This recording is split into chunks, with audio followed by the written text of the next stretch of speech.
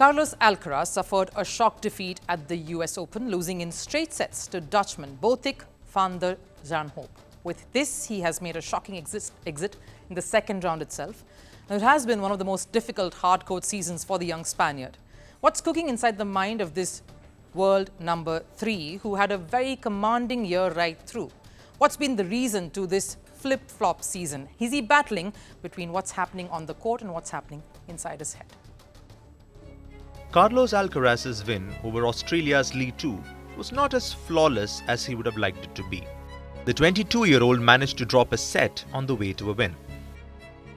And facing him in the second round was Dutchman Botic, a 28-year-old man who is Netherlands' number 2. He did reach a career high ranking of 22 in 2022, but currently is ranked 74th in the world. A threat to the world number 3, who's just come off 2 Grand Slam title wins and a Paris Olympics silver medal. Yet, here we are talking about the US Open champion Carlos Alcaraz crashing out, that too in straight sets. Not the kind of morning you thought you would wake up to. So what's gone wrong for this sensational athlete in the last few months? The hardcourt season has been particularly hard on Alcaraz. The loss to Djokovic at Paris, someone he just put away at Wimbledon to claim his second slam of the year, was heartbreaking.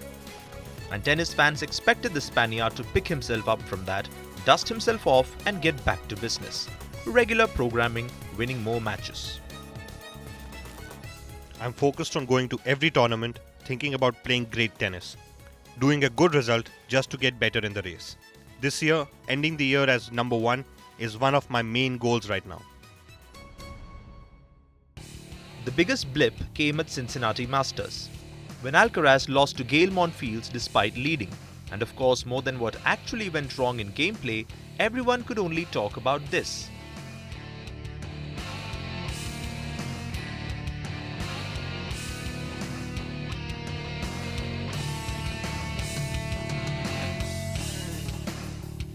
Alcaraz fuming and fretting and letting his frustration spill over for all to see.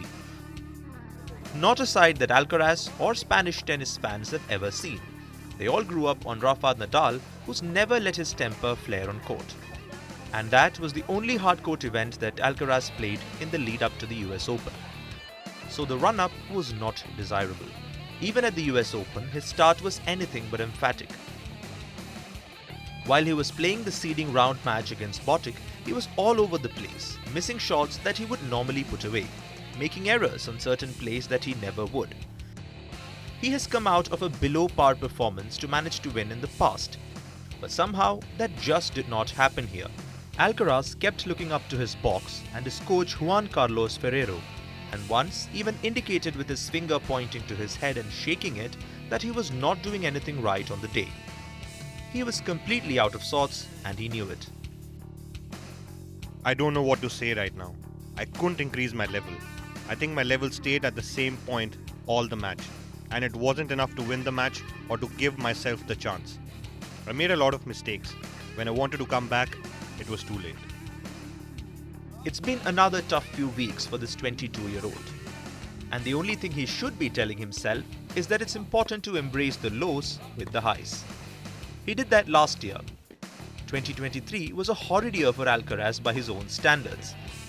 And though this is definitely more to do with mental makeup than his skills, how soon he sharpens this aspect of his game will have a bearing on whether he will be able to dominate the tennis scene here on.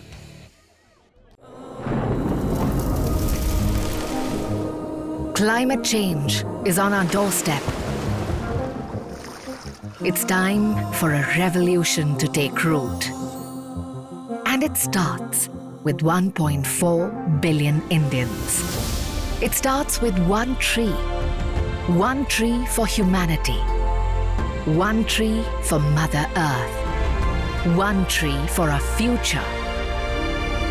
Project One Tree, a News 18 network initiative.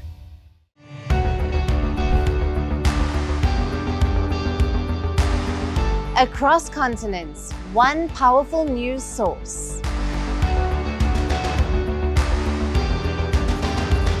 Bringing you diverse perspectives on the issues that matter.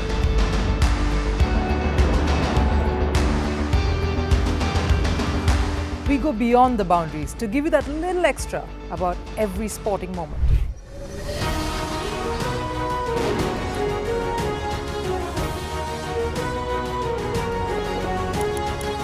So thank you for making Firstpost 5 million strong. We're counting on your support, and you can trust us to bring you the news unfiltered and unvarnished.